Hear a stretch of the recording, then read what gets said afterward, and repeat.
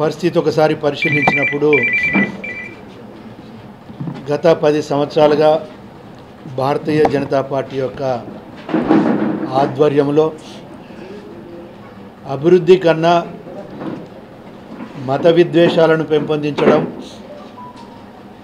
అంబానీ లాంటి పెద్ద వ్యాపారస్తులకు దేశ వనరులను దోషపెట్టడము, అదే కాకుండా చూస్తే స్వయం ప్రతిపత్తి గల వ్యవస్థలను సిబిఐ లాంటి దాన్ని ఇన్కమ్ ట్యాక్స్ లాంటి వ్యవస్థలను రాజకీయ ప్రలోభాలకు ఉపయోగించడము, ఇది భారతదేశ ప్రజాస్వామ్య వ్యవస్థకు ఒకటి గొడ్డలు పెట్టి లాంటిది. ఇవాళ గతంలో మన దేశంలో ముఖ్యంగా ప్రపంచంలో మన రాజకీయ వ్యవస్థకు మన ప్రజాస్వామ్య వ్యవస్థకు ఒక గుర్తింపు గౌరవం ఉన్నది. కానీ వాళ్ళ దురదృష్టం ఏంటి అంటే ఆర్థికంగా మనం ఏదో అభివృద్ధి చెందినామని చెప్పి 8వ స్థానం నుండి 5వ స్థానానికి వచ్చినాం, ఇంకా 3వ స్థానానికి వస్తామని చెప్పి ప్రజలను ఒక రకంగా మభ్యపుచ్చి మరి వాళ్ళ ఆధిపత్య పోరును అదేవిధంగా ఎంత తొందరగా అంటే చూస్తే ఇది హిందువులకే నిలయం కానీ ఇతరులకు స్థానం లేదు అనే ఒక పద్ధతిలో ఆర్ఎస్ఎస్ యొక్క సహకారంతో ముందుకు పోతున్న సందర్భంలో ఇవాళ ఈ దేశాన్ని రక్షించుకోవాలి, ప్రజాస్వామ్య వ్యవస్థను రక్షించుకోవాలి అని చెప్పి ఇండియా కూటమి ఏర్పాటు జరిగిన విషయం మీ అందరికీ తెలుసు. ఇవాళ ఈ దేశంలో ఇండియా కూటమి అధికారంలో రావాల్సిన అవసరం ఎంతైనా ఉంది. ఈసారి ఏమైనా తప్పిదం జరిగితే మాత్రము అసలు ప్రతిపక్షాలు లేకుండానే ప్రశ్నించే గొంతు లేకుండా చేయడంలో నరేంద్ర మోడీ గారు కానీ అమిత్ షా గారు కానీ సిద్ధహస్తులు కనుక ఇవాళ ఇండియా కూటమి ఏర్పాటు కావడం జరిగింది. దాంట్లో మరి కాంగ్రెస్తో పాటుగా సిపిఐ, సిపిఎం, వివిధ రాష్ట్రాల్లో ఉన్న పార్టీస్ కూడా జాయిన్ అయిన విషయం మీ అందరికీ తెలుసు. మరి ఈరోజు ఇండియా కూటమి అభ్యర్థిగా ఈ వరంగల్ పార్లమెంటుకు సంబంధించి మరి కడియం కావ్య గారిని కాంగ్రెస్ పార్టీ అభ్యర్థిగా నిర్ణయించిన విషయం కూడా మీ అందరికీ సవినయంగా మనవి చేస్తూ మరి అదేవిధంగా నన్ను ఈ పార్లమెంటు కోఆర్డినేటర్గా పార్టీ బాధ్యతలు అప్పచెప్పడం జరిగింది. దాంట్లో భాగంగా ప్రథమంగా ఒకసారి సిపిఐ మిత్రులతోటి మాట్లాడి వారి యొక్క సూచనలు సలహాలు అదేవిధంగా వాళ్ళ యొక్క సంఘీభావాన్ని కూడా కోరుతూ వారి కార్యాలయానికి రావడం జరిగింది. నిన్న అదేవిధంగా మన సిపిఎం రాష్ట్ర నాయకత్వంతో కూడా నేను మాట్లాడడం జరిగింది. వారు కూడా 1 or 2 డేస్లో వారిని కూడా కలవడం జరుగుతుంది. అందరికీ నేను ఒకటే వరంగల్ పార్లమెంటు అభ్యర్థులను ప్రజలను ఓటర్స్ మహాశయులను ఒకటే నీ విజ్ఞప్తి చేస్తున్నా.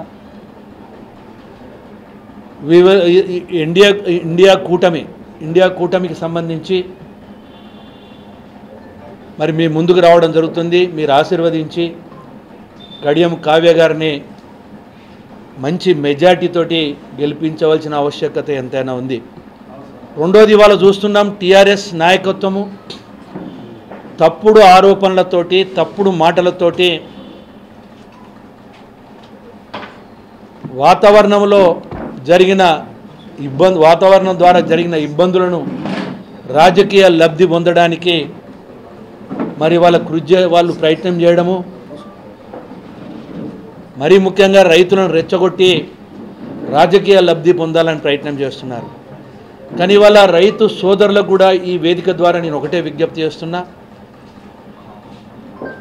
నవంబర్ ఎండింగ్లో ఎన్నికలైనాయి, డిసెంబర్ 3న కౌంటింగ్ అయింది, డిసెంబర్ 7న మరి ముఖ్యమంత్రిగా గౌరవ రేవంత్ రెడ్డి గారు ప్రమాణ స్వీకారం చేసింది అనేది ఇది వాస్తవం. కానీ వాళ్ళ గవర్నమెంట్లో ఉన్నప్పుడే వర్షాపాతం తక్కువ పడడము, వర్షాపాతం తక్కువ పడ్డా కూడా రైతులను మనము కాపాడుకునే పరిస్థితులు ఉన్నాయి. కానీ వాళ్ళ యొక్క అవినీతి వలన, వాళ్ళ దుర్మార్గమైన ఆలోచన వలన, నిపుణుల సూచనలు సలహాలు తీసుకోకుండా చంద్రశేఖరరావు యొక్క పైత్యంతో కూడిన రీడిజైన్ అని చెప్పి పేరు పెట్టుకొని ఇవాళ ప్రజాధనాన్ని దుర్వినియోగం చేసి ఈ రాష్ట్రంలో 7 లక్షల కోట్ల అప్పు రాష్ట్రంగా చేసిన పెద్ద మనుషులు ఇవాళ సిగ్గు లజ్జ లేకుండా వాళ్ళ మాటకారితనంతో రైతులను మభ్యపెట్టడానికి ప్రయత్నం చేస్తున్నారు. కనుక రైతు సోదరులందరినీ కూడా మనం దయచేసి వాస్తవాలు గ్రహించి ఆ మాటలకు మోసపోవద్దనేది కూడా చాలా స్పష్టంగా చెబుతూ, రెండో విషయం ఏంటి అని అంటే, కడియం శ్రీహరి గారు అనేది వాళ్ళ కొత్తగా రాజకీయాలకు రాలే. 94లో శాసనసభ్యుడు కావడమే కాకుండా మంత్రిగా, ఇరిగేషన్ మంత్రిగా, ఉన్నత విద్యాశాఖ మంత్రిగా, డిప్యూటీ సీఎంగా ఇదే వరంగల్ పార్లమెంటుకు, ఇంకొక విషయాన్ని కూడా ఇక్కడ గ్రహించాలి, ఇదే వరంగల్ పార్లమెంటుకు మరి పార్లమెంట్ అభ్యర్థిగా పార్లమెంట్లో కూడా తన వాణి వినిపించిన నాయకుడు కడియం శ్రీహరి గారు. ఇవాళ రాజకీయ స్వార్థంతో బీజేపీ ఏజెంట్గా ఇవాళ కొందరు పెద్ద మనుషులు మనకు తెలుసు.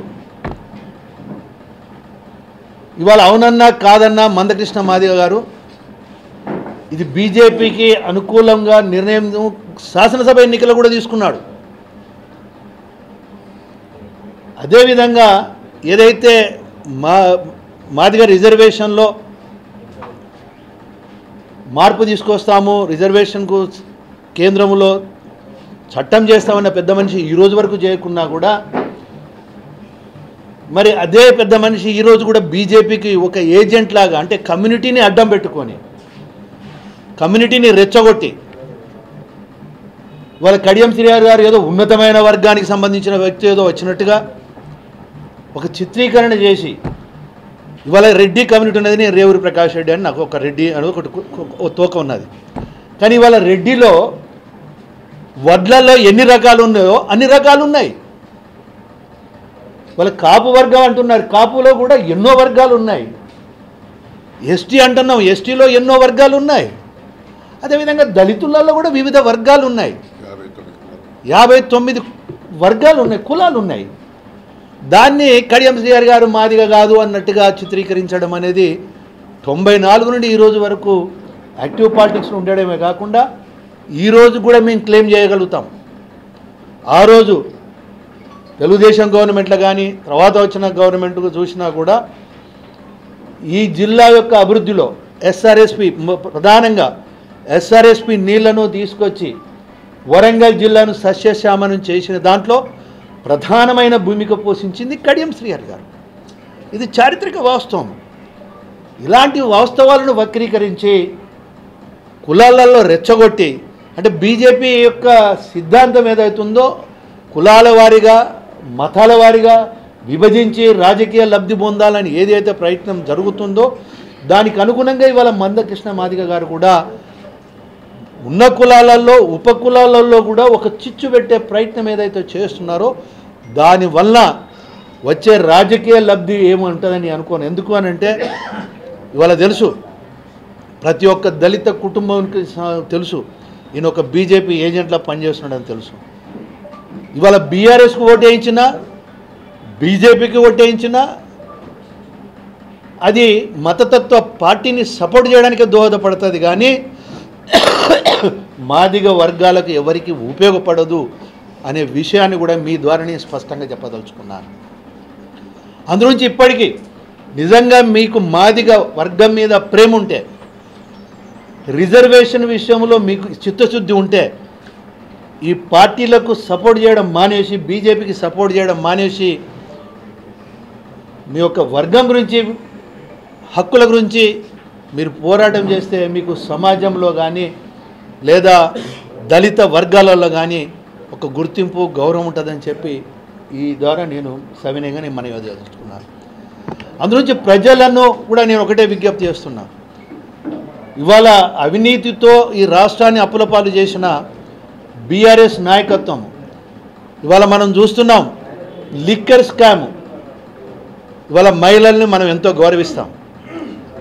మహిళలు కొన్ని పరిధిలో ఉంటారు, వాళ్ళ గౌరవం రక్షించుకునేవలసిన బతుకమ్మ అని చెప్పి పెద్దగా మాట్లాడిన వ్యక్తి ఇవాళ లిక్కర్ స్కామ్లోనే ఇన్వాల్వ్ అయిన వ్యక్తిని మరి ఆవిడ కాపాడుకోవడానికి ఒక రకంగా నేను చెప్పాలి అని అంటే బీఆర్ఎస్ అనేది గెలిచే సమస్య లేదు, కానీ ఇండైరెక్ట్గా బీజేపీకి సపోర్ట్ చేయాలి అని ఒక దుర్మార్గమైన ఆలోచనతోటి, ఒక ఇంటర్నల్ అండర్స్టాండింగ్ తోటి బిడ్డను పోలింగ్ అయిపోయిన వెంటనే బెయిల్ ఇప్పించుకోనో లేకుంటే ఈ మధ్యనే బెయిల్ ఇప్పించుకొని బయటపడేసుకోవాలనే ఒక దుర్మార్గమైన ఆలోచన కూడా ఉన్నది. ఇది కూడా ప్రజలు గ్రహించాలి.